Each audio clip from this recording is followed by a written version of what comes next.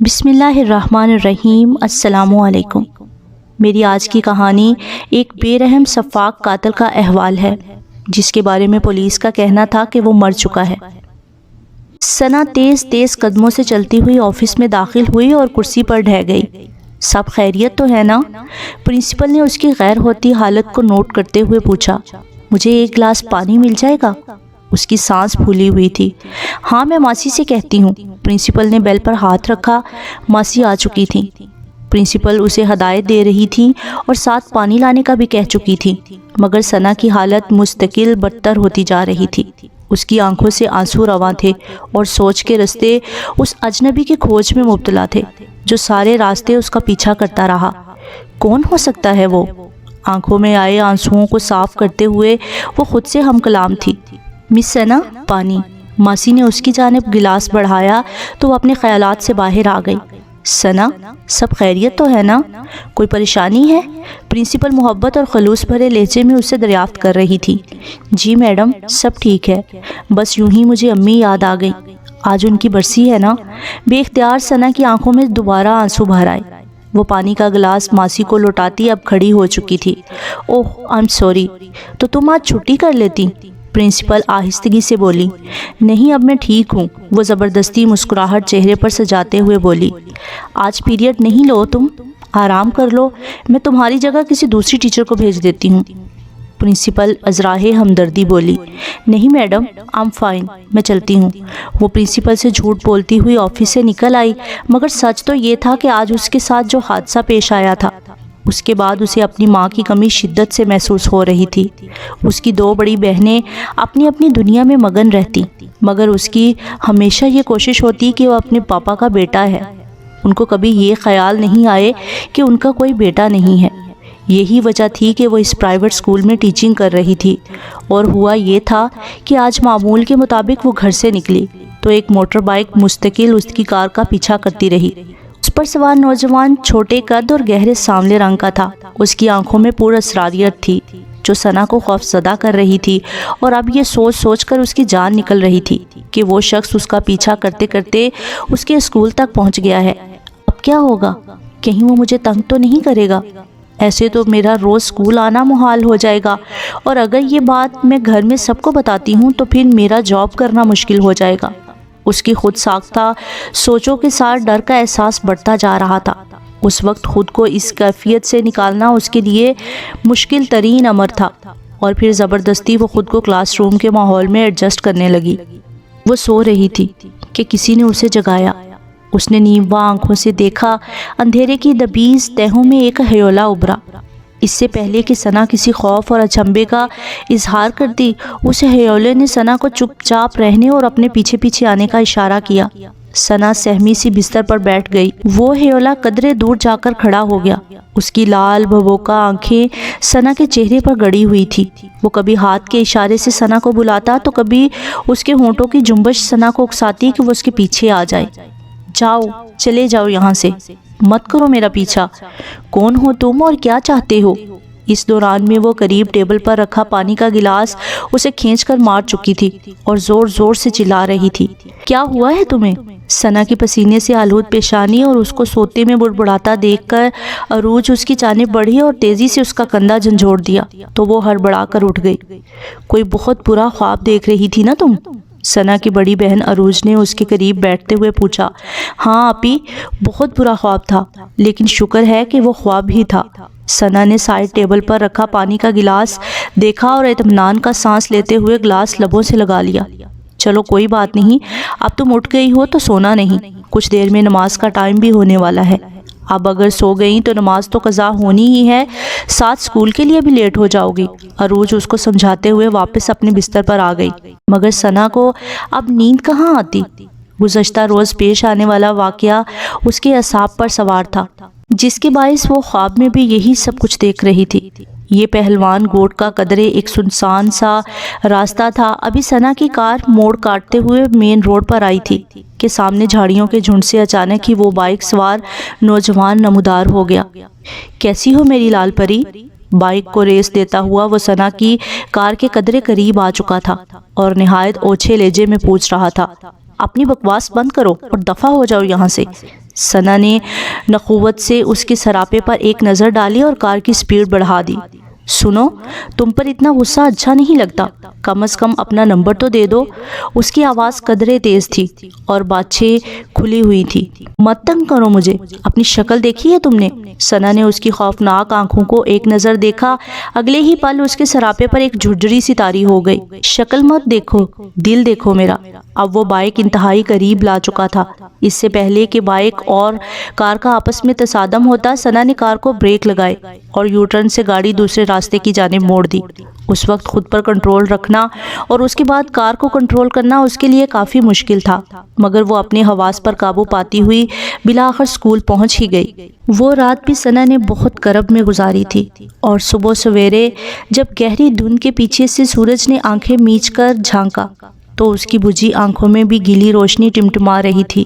وہ جانتی تھی کچھ دیر بعد وہ گھر سے اسکول کے لیے نکلے گی، اور پھر وہ دو خوفناک آنکھیں اس کے تعاقب میں ہوں گی، اور وہ ہراساں سے پورا دن اسی ڈر و خوف کے عالم میں گزارے گی۔ چلو سنا، جلدی کرو ورنہ پھر لیٹ ہو جاؤ گی، عروج کھڑکی سے پردے ہٹاتی ہوئی کہہ رہی تھی، مگر وہ تو جیسے سننے اور سمجھنے کی صلاحیت سے محروم ہو چکی تھی۔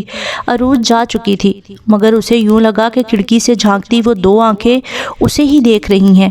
سنا نے گھبرا کر پردے برابر کیے اور بھاگتے ہوئے واش روم میں آ گئی۔ وہ نل کھولتی پانی کے چھینٹے اپنے چہرے پر ڈال رہی تھی۔ اس کے حواس گم ہو چکے تھے، اور پھر جو ہی سنا کی نظر آئینے پر گئی، اس کی چیخ نکلتے نکلتے رہ گئی۔ آئینے کی سطح پر وہی دو لال آنکھیں اسے گھور رہی تھیں۔ سنا برق رفتاری سے دروازہ کھولتی اپنے بستر پر آ گئی۔ وہ تھر تھر کانپ رہی تھی۔ ان آنکھوں کی دہشت اس کے وجود میں سنسناہٹ دوڑا چکی تھی۔ پھر اچانک ہی اس کے کمرے کی دہلیز پار کرتا ایک ہیولا اس کے انتہائی قریب آ کر کھڑا ہو گیا۔ اس کے چہرے پر وہی آنکھیں تھیں جن سے آگ کی لپٹیں نکل رہی تھی۔ سنا اسے زاویہ بدل کر دیکھ رہی تھی، مگر اس چہرے کی ہیبت قضائی میں کوئی فرق نہیں آیا۔ چلے جاؤ یہاں سے، وہ ساری ہمتیں جمع کر کے چلائی۔ سنا، کیا ہوا ہے تمہیں؟ اس کے والد اس کا ہاتھ تھامے حیرت سے سوال کر رہے تھے، اور وہ پھٹی نظروں سے انہیں گھور رہی تھی۔ ارے تمہیں تو بہت تیز بخار ہو رہا ہے، چلو شاباش لیٹو تم، وہ سنا کی تپتی پیشانی پر ہاتھ رکھے کہہ رہے تھے۔ میں ابھی تھرمامیٹر لے کر آتا ہوں، یہ کہہ کر وہ تیزی سے کمرے سے نکل گئے، جبکہ سنا کے وجود پر ایک عجیب سی کیفیت طاری تھی۔ نقاہت کا احساس بڑھ گیا تھا، جیسے کسی نے اس کی رگوں سے لہو نچوڑ لیا ہو۔ سنا پورے ایک ہفتے کے بعد اپنے ڈر کے خول سے باہر آئی۔ اس نے سوچ لیا تھا کہ اب اگر وہ شخص اس کا پیچھا کرے گا تو وہ ڈر کے نہیں بھاگے گی، بلکہ پوری ہمت اور دلیری سے اس کا سامنا کرے گی۔ سو اس نے جیسے ہی پہلوان گوٹ کے راستے پر اپنی گاڑی کی ریس بڑھائی، ٹھیک اسی وقت اس کے سامنے وہی شخص اپنی بائک پر نمودار ہوا، مگر آج وہ اکیلا نہیں تھا، بلکہ اس کے ساتھ ایک اور شخص اس کے پیچھے بیٹھا ہوا تھا۔ بائک تیزی سے سنا کی کار کے سامنے رکی، جس کے باعث سنا نے کار کو بریک لگائی تھی۔ بھائی، اس نے پورے ہفتے انتظار کروایا ہے، اس کو اس کی سزا دینی چاہیے۔ یہ اجنبی شخص تھا جسے سنا پہلی بار دیکھ رہی تھی۔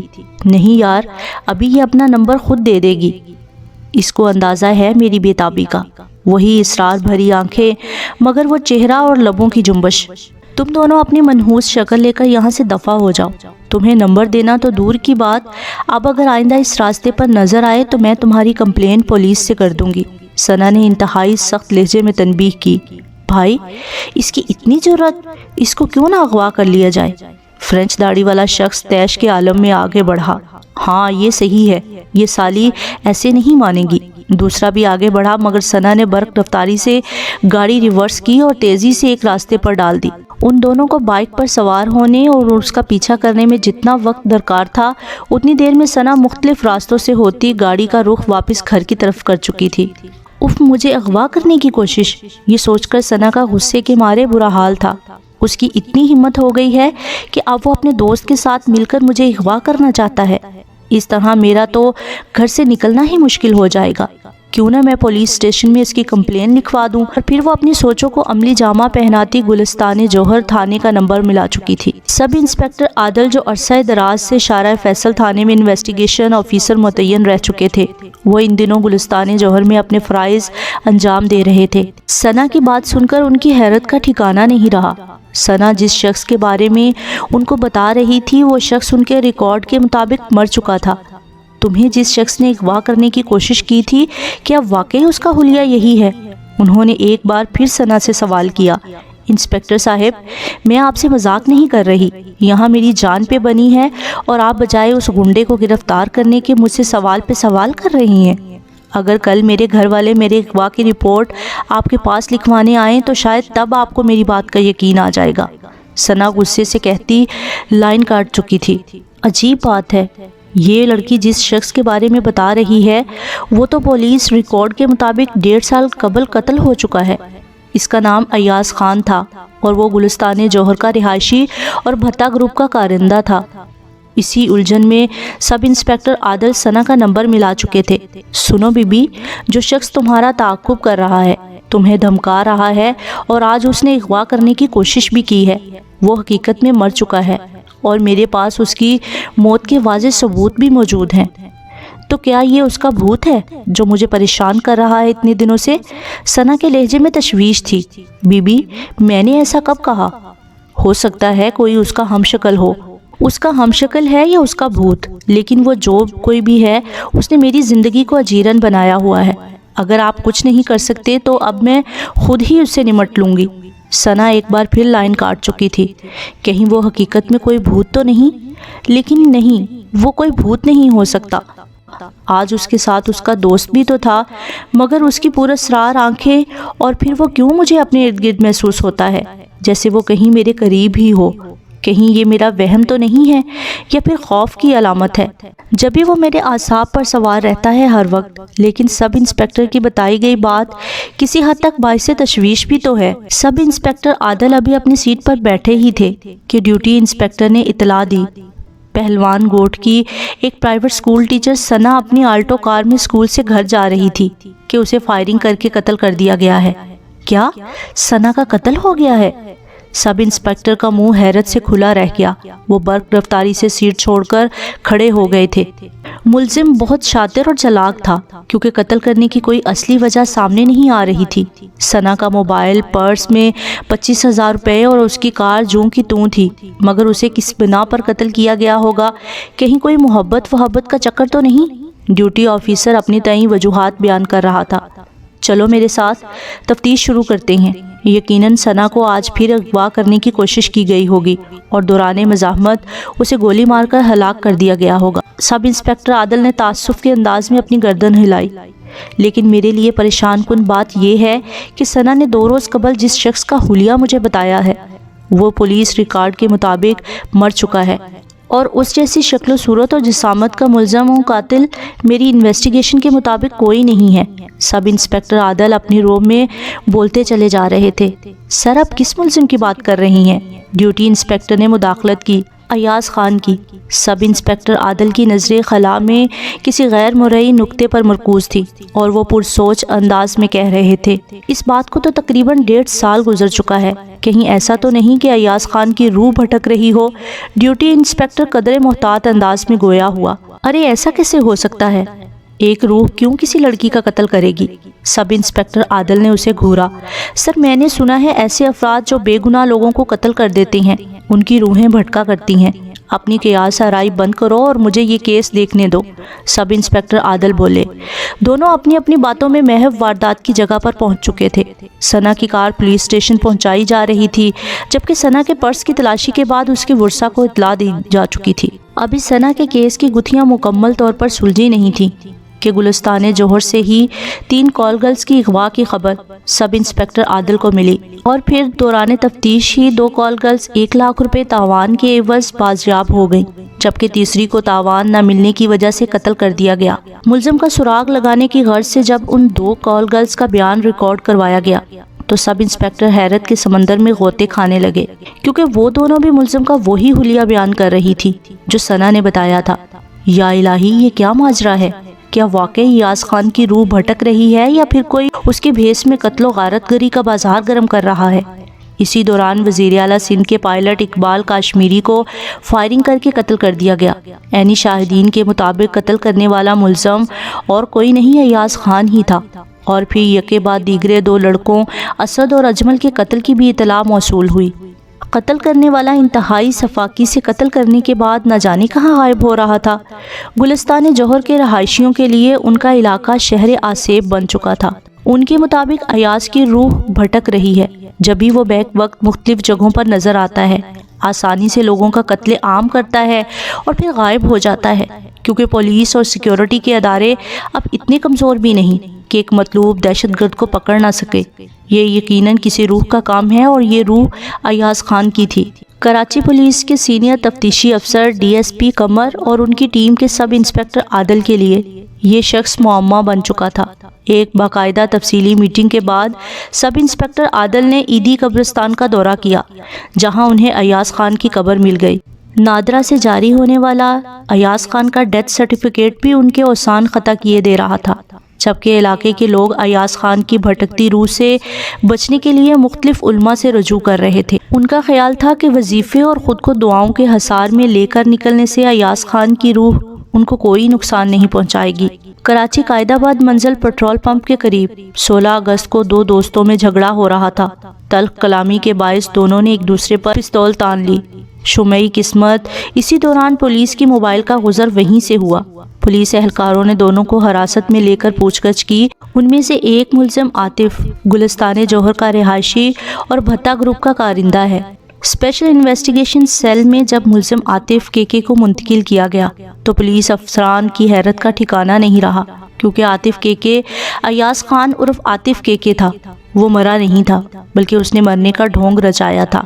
حالانکہ یہ بات تصدیق شدہ تھی کہ ایاز خان کی لاش 16 جنوری 2011 کو پاک کالونی کے علاقے سے ملی تھی۔ اس کی تدفین بھی ہو چکی تھی اور اس کی قبر بھی موجود تھی۔ اس کے گھر والوں نے اس کا سوئم اور چہلم بھی کیا۔ پھر مردہ ایاز خان کیسے زندہ ہو گیا؟ پولیس ریکارڈ میں ایاز خان کے death certificate, post mortem report اور اس کے قتل کی FIR بھی موجود تھی۔ اور پھر سب انسپکٹر عادل کی اسپیشل انویسٹیگیشن میں بالآخر ایاز خان عرف عاطف کے نے چپ کا کفل توڑ دیا تھا۔ ایاز خان عرف کے نے بتایا تھا کہ میں 3 بچوں کا باپ ہوں۔ خود کو جرائم کی دنیا سے نکالنے کے لیے میں نے اپنے کزن ارشد کا سہارا لیا۔ ارشد نے مجھ سے کہا کہ میں ایسا کام کروں گا کہ تو زندہ رہے گا، لیکن کاغذوں پر تیری موت ہو جائے گی۔ پھر ارشد نے 2010 میں نیو جبلی انشورنس سے میری انشورنس کروائی اور بیمے کی رقم 1,45,000 روپے بھی ادا کی۔ اس پالیسی کے مطابق اگر میری موت طبعی ہوتی تو میرے ورثاء کو 70 لاکھ روپے، اور اگر میری موت غیر طبعی ہوتی تو میرے اہل خانہ کو 1,05,00,000 روپے ملنے تھے۔ میں نے بیمہ پالیسی پر دستخط کر دیے اور پھر ہم نے لاوارث لاش کی تلاش شروع کر دی، جو ہمیں ایڈی سینٹر سے بآسانی مل گئی۔ اس کے بعد باقاعدہ ایک منصوبے کے تحت اس لاش کی تدفین ہوئی، بلکہ اس قبر پر اپنے نام یعنی ایاز خان کے نام کی سنگ مرمر کی تختی میں نے خود ہی نصب کی۔ یوں میں اپنے گروپ کے لوگوں کے لیے مر گیا۔ میں نے کچھ عرصہ لاہور میں سکونت اختیار کی اور پھر ایک نئے نام عاطف کے ساتھ دوبارہ کراچی کے شہر گلستان جوہر آ گیا، مگر میری بدقسمتی کہ میں پکڑا گیا، اور یوں بیمہ کی 1 کروڑ روپے کی رقم کی وصولی کے لیے میں نے جو ڈرامہ رچایا، جو کلیم داخل کیا تھا، افسوس وہ سب دھرا کا دھرا رہ گیا۔ سامعین، ایاز خان عرف کے کی زندہ روح اس وقت عدالتی ریمانڈ پر کراچی سینٹرل جیل کے زیر سماعت قیدیوں کی بیرک میں انتہائی بے چین اور پریشان کن صورتحال سے دوچار ہے۔ اس کے ساتھ موجود درجنوں قیدی ایاز خان عرف کے سے تنگ آ چکے ہیں۔ یہ رات کو چیخ مار کر بیٹھ جاتا ہے، کہتا ہے میری روح مجھے سونے نہیں دیتی۔ میں کبھی ان اپارٹمنٹس کو دیکھتا ہوں جہاں میں کھڑے ہو کر فائرنگ کرتا تھا اور بے قصور لوگوں کو بڑے ہی آرام سے مار دیا کرتا تھا۔ مجھے کبھی وہ پل نظر آتا ہے جہاں میں نے ایک نوجوان کو گولی مار کر اس سے گاڑی چھینی تھی۔ مجھے اس بلڈر کی روح بھی بے چین کرتی ہے جس سے بھتے کی رقم نہ ملنے پر میں نے اسے موت کے گھاٹ اتار دیا، اور میرا سکون اس وقت برباد ہو جاتا ہے جب میرے خیالوں میں ثنا کا چہرہ گھوم جاتا ہے۔ میں نے کتنی بے دردی سے اس کے دماغ میں گولیاں اتاری تھی، صرف اس وجہ سے کہ وہ مجھ سے دوستی نہیں کرنا چاہتی تھی۔ یقیناً آج میرے ہاتھوں مرنے والے درجنوں افراد کی روحیں میرے تعاقب میں ہیں۔ آج نہ میری روح میرے قابو میں ہے اور نہ میں ان کی بے چین روحوں کو مطمئن کر سکتا ہوں۔ جانے کیوں مجھے ایسا لگتا ہے کہ زندگی بھر میں بھٹکتا رہا، اب تا قیامت میری روح بھٹکتی رہے گی۔